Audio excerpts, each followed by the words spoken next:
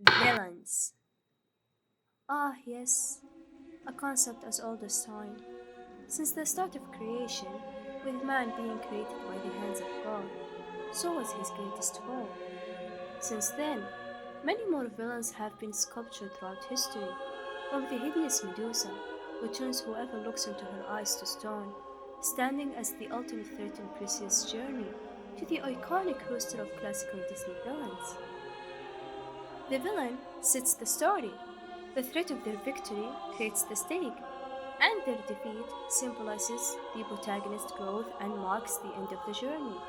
Without Medusa, Perseus wouldn't have been able to return to his home safely by using her severed head to defeat Titan Atlas. Without Scar, Simba would have become a vain, selfish king with no humility. But because of the tragedies he had to overcome, he matured into valuing his friends and family more than power and status, thus being able to defeat his uncle by the end of the movie. Hazbin Hotel is no stranger to this, as it has many villains with varying motives and functions. But dare I say that not a single one of them accomplishes their goal as a true villain, not even as an antagonist. Yes, even you, Vox. Now hold on, before you shut my phone down, let me clarify exactly what I mean by this. Why do the villains of Hazbin Hotel not effectively work? As I said before, villains always have a reason to be included in the story. It doesn't necessarily have to revolve around them, but more of being directed by them. They can act as the catalyst to start the plot, even can be used to help us understand the protagonist, acting as a polar contrast or a cautionary tale sort of thing. To put it simply, the protagonist is the vehicle that carries us throughout the story, while the antagonist help construct the road to reach the end. They can also add different rules or information that helps us understand the world building. If you put it in the context of Hazbin Hotel, it would look similar to this.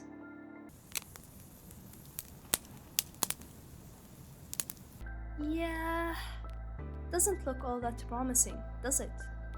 In this video, I want to tackle each villain and antagonist that have been introduced during the last two seasons of the show.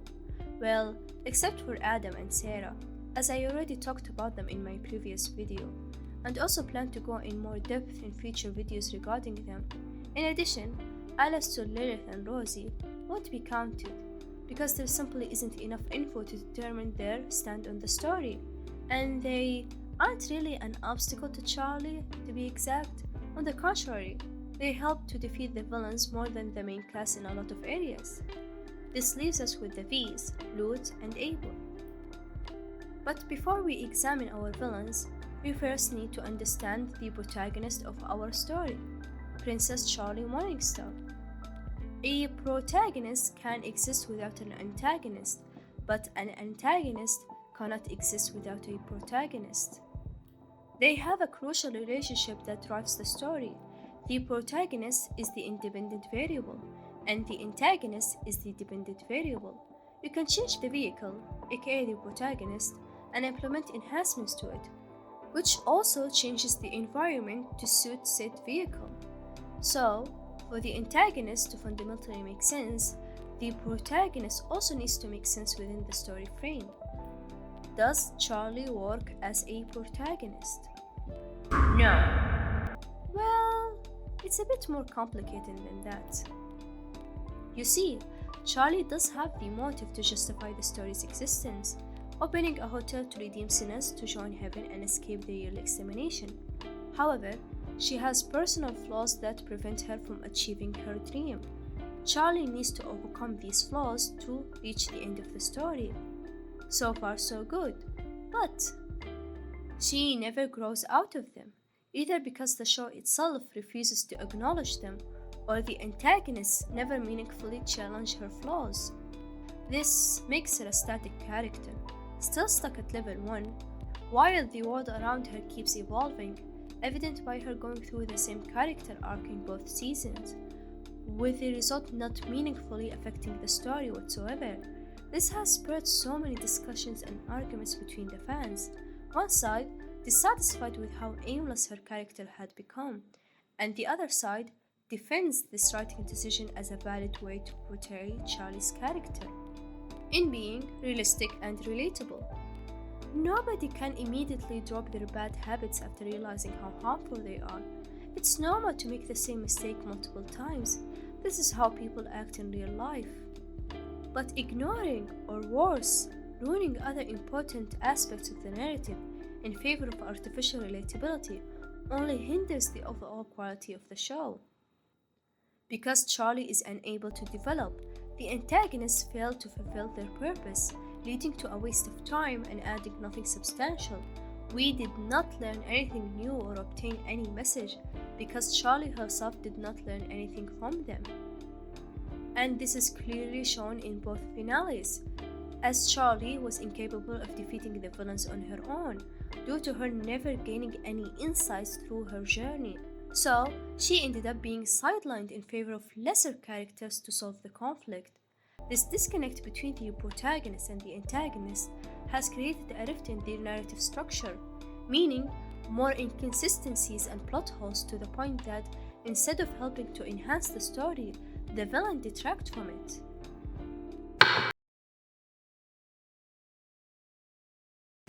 Vox is a great villain in vibe, only the songs, the declaration, and the monologue, but in reality, he's just a sedentary villain. You can see how hard he tries to be like the final boss, the Darth Vader of Star Wars, but he's kinda not. Especially in the world of Hazbin Hotel, which is rich with powerful entities such as demon royalty or exorcising angels, so powerful they can wipe out entire cities with a snap of a finger. Yet we are ignoring all of that just to focus on a random TV guy. Season 2 doesn't deserve to be a season just for Fox and Levi's. They are such side characters coded. The most impact they have is just on a personal level with the relationships between the main cast, and by that I mean only two characters, Angel Dust and Alastor, have any meaningful connection to them. But anything bigger than that can't be done. Genuinely, never in my life during the past years of following the franchise have I ever thought that the V's will actually take center stage in the show. I was convinced that season 1 will just be them showing up in each episode, coming up with schemes like the one they turned Serpentius into a spy, and failing miserably every time. Is it a simple plot point? Kinda, but this direction would have helped immensely to flesh out Charlie's and the rest of the cast characters. Each episode would have a self-contained dilemma that Charlie needs to solve with one of her residents, and these obstacles can be used to create a linear progression throughout the season. Breaking down a huge conflict like figuring out how redemption works into small and digestible problems will allow for better pacing and give deserving payoff for all the lessons Charlie has learned, so she can utilize them to counter Heaven's opposition by the end of the season. Unfortunately, they were put to the side in season 1 and have taken the spotlight in season 2, so much so that they became its main downfall. Even though they are the best part of it, I guess that's where the tragedy lies, because they were the most entertaining and fleshed out part of the show, while everything else is just barely standing on its legs. Seriously, who are you people? What are you doing? Who do you think you are? Just fuck off already. And they did fuck off by the end of the season, and guess what happened? Nothing actually changed. If they didn't intervene, Charlie will still be in good terms with Heaven, and the sinners would have accepted redemption when they discovered Serpentius. The V's didn't add anything to the story or plot whatsoever. We literally sat through 8 entire episodes just for the writers to hit the soft report button. The season started with the hotel filled with sinners, ended with the hotel filled with sinners. The season started with the V's being a sleazy company, ended with the V's being a sleazy company. The season started with Alastor and Rosie making a deal, ended with Alastor and Rosie making a deal. The season started with the Overlord doing what they want with no consequences, ended with them doing what they want with no consequences. The season started with Heaven believing in Charlie, ended with them believing in Charlie. The season started with Lucifer acting like an idiot dad who tries to connect with his daughter, yet still hating the sinners, ended the same way. The season started with Charlie having self-doubt and mommy issues, and having no idea how redemption works, ended with the same thing. The season started with Baggy, ended with Baggy. It almost makes you think, what is the point of all of this? If the V's were such an integral part of the story, then the writers should have put more effort into establishing a connection with the protagonist instead. It felt like they were floating on their own orbit, completely separated from Charlie and, by extension, the narrative as a whole. And their defeat did not give any conclusion whatsoever. Vox is supposed to be a parallel to Charlie, and there is no better way to show it than in the song Hazbin Guarantee, Trust Us, which, by the way, is a goated song. I don't know why it was so hated when it premiered.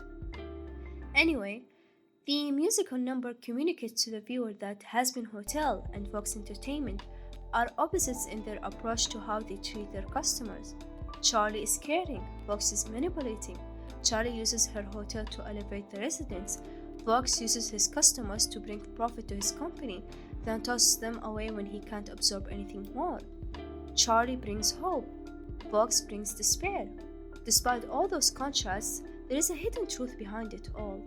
Charlie and Vox are alarmingly similar.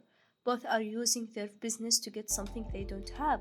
Charlie is using her hotel to receive validation, and Vox uses his company to gain control.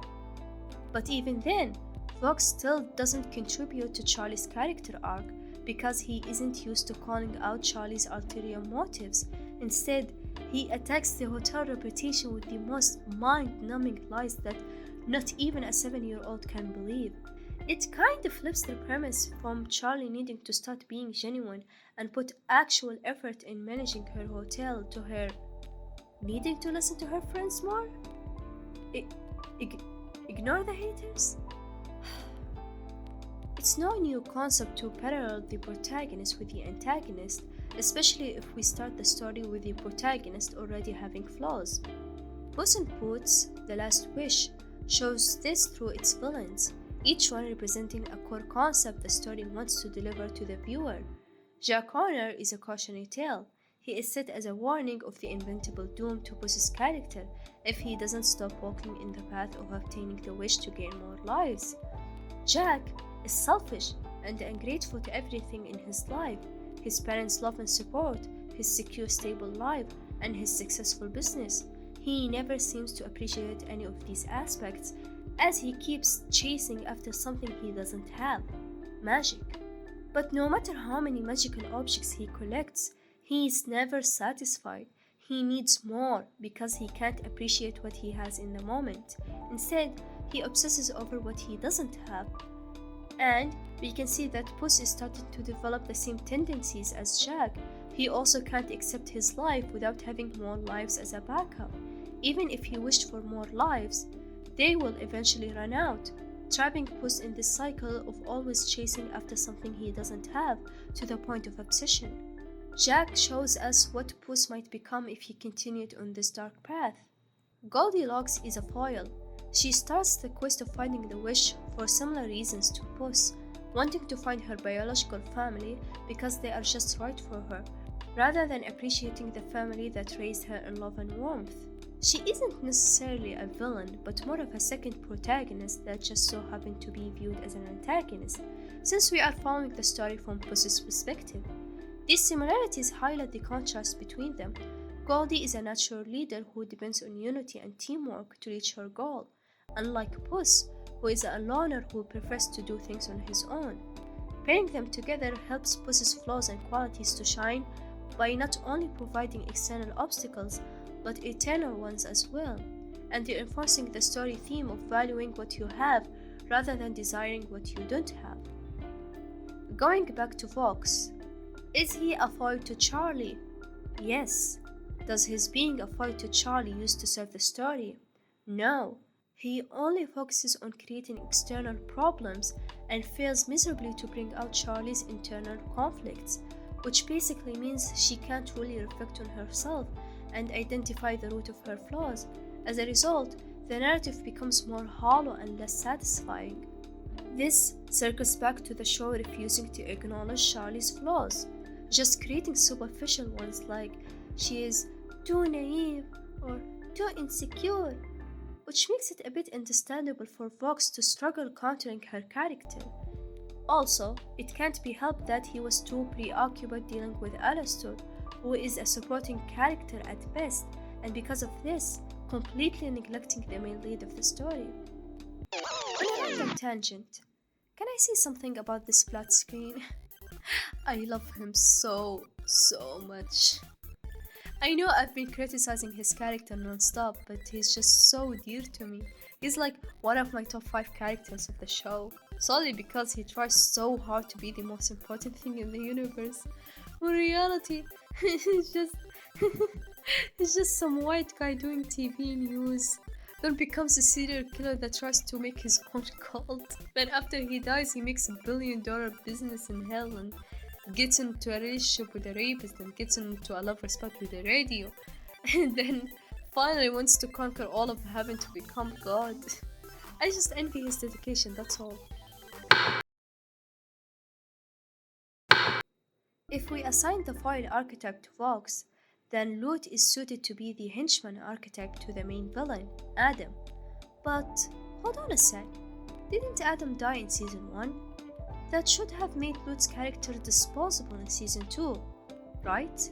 I mean, what else can she bring to the story? Well, dear viewer, here's the fascinating thing about her character. Even though she was used only to back up Adam, like a parrot on a pirate's shoulder, she holds a concept that is pivotal to the theme of religion and redemption, and that is indoctrination. During the 2 seasons, we can see that both Charlie and Lute manifest heaven's beliefs. For Lute, it's out of indoctrination. For Charlie, it's out of ignorance. And because of their differences, we can see how it was so easy for Charlie to drop the rose-tinted glasses once she learned about heaven's hypocrisy, while Lute is still struggling to abandon her beliefs, even after getting presented with actual proof debunking them. Acknowledging this fact opens the door for a compelling discussion. Is Lute truly a monster that can't be redeemed for basing her morality on the beliefs heaven had taught her? Does she even need something like redemption if what she was doing her entire life was correct, said by Sarah, said by Adam? Why is Lute treated differently by the narrative than Vaki, even though they were raised under the same circumstances? And if you argue that's because Vaki was a victim of Lute, it's still not a good enough explanation, considering Lute is also abused by heaven. After all, the only ones who benefit from a system built on indoctrination are those who's at the top of the hierarchy, the ones who control the narrative. In heaven, nobody wants to help Lute. They shame her instead, even though it's not fair for her. The show takes the most short-sighted, impulsive path to force the viewer to feel a certain way about her character, by making other characters act how the show wants the viewer to act towards Lute. So, the show makes everyone treat her badly, because it wants you to be mean towards her as well, whether it's in character or not. Heck, Saint Peter, the background character, had dedicated screen time just to make fun of her.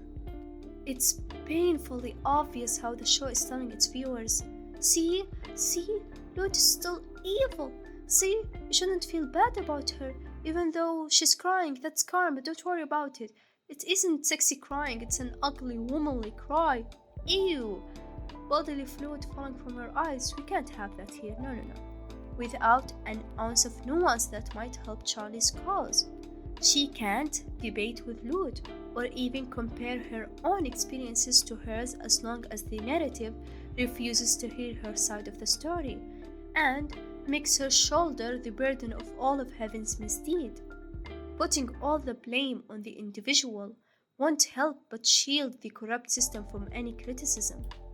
But when you ignore the writers and actually focus on what's being shown to you and the context behind it all, you realize that she was just an angel that had been created solely to serve heaven, as a soldier by going down to hell and exterminate demons.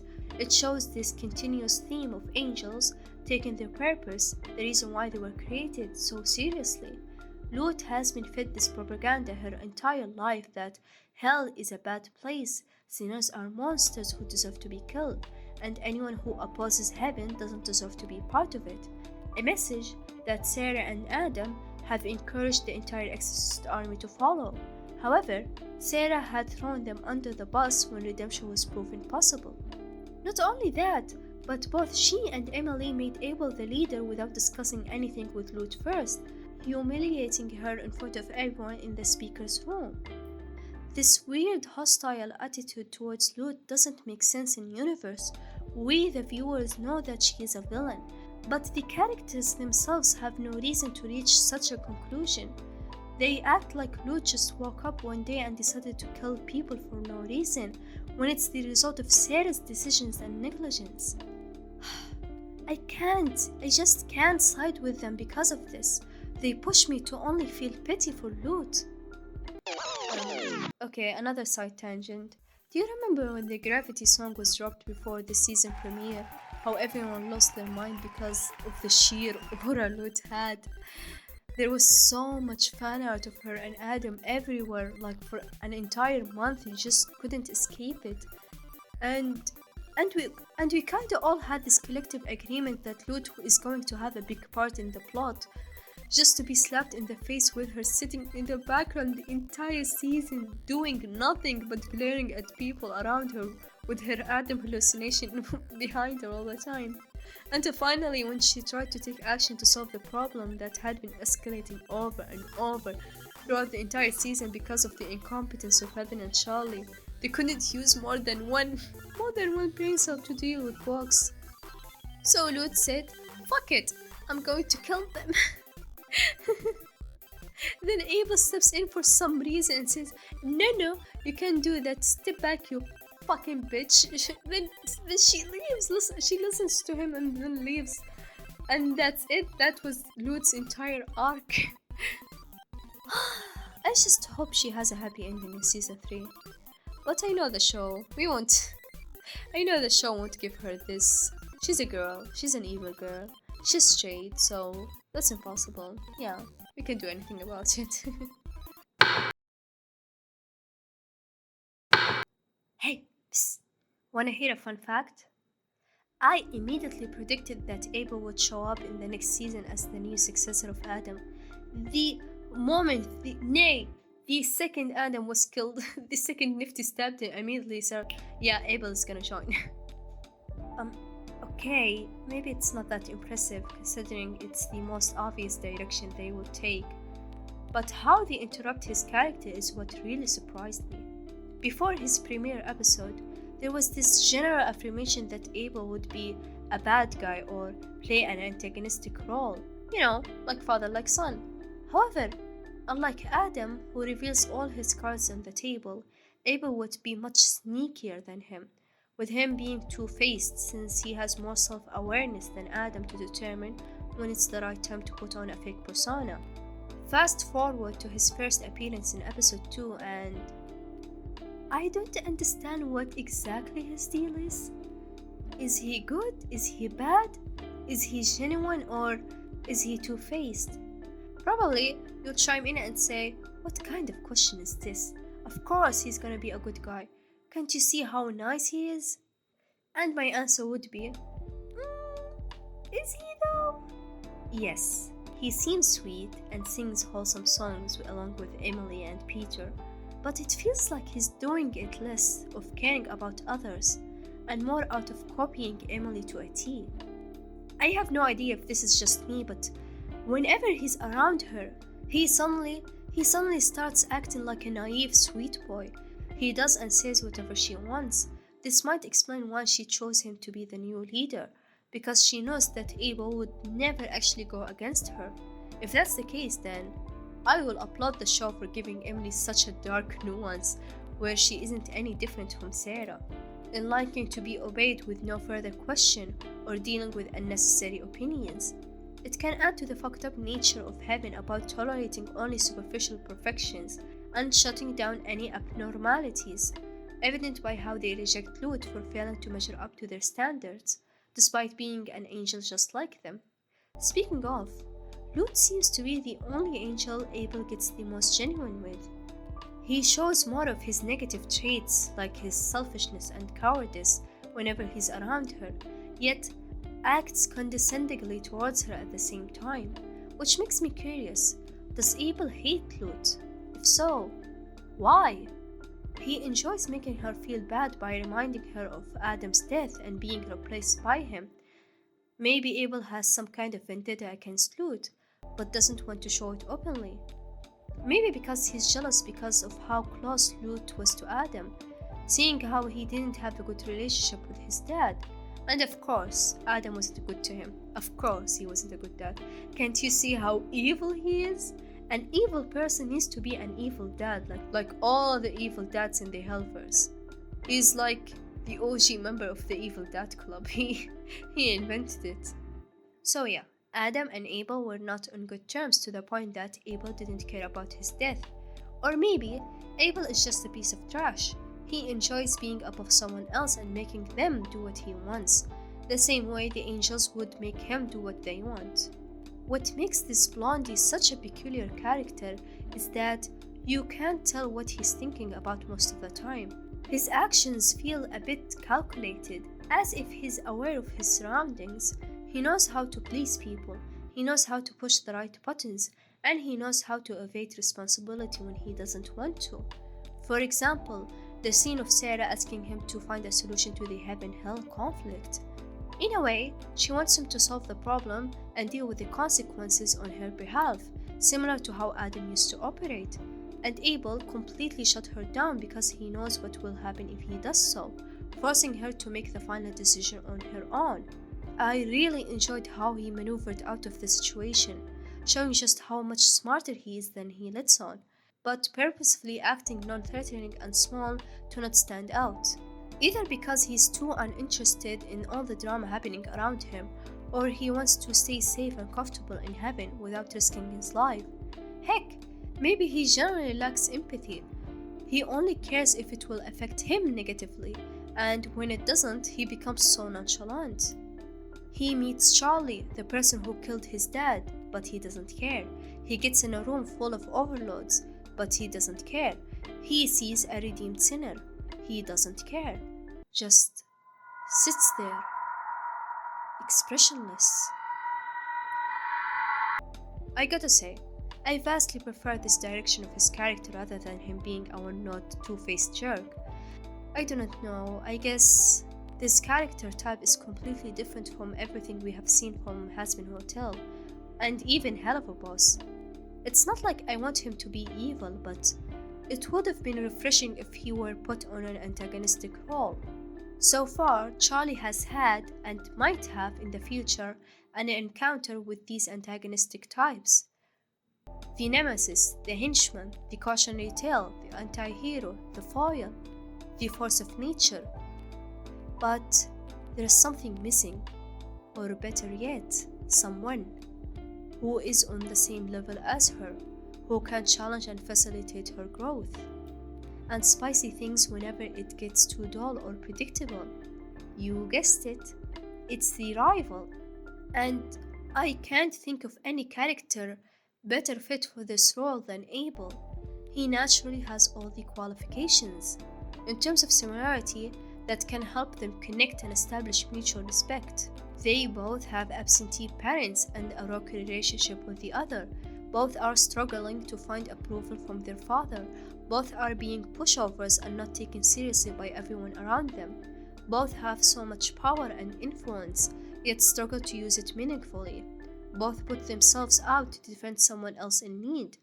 And in terms of contrast that can help confront their weaknesses, Charlie deeply cares, but doesn't know how to handle the situation to help others, while Abel barely cares, but knows how to spin the situation to help himself. Charlie is integrated into hell's culture, while Abel is integrated into heaven's culture.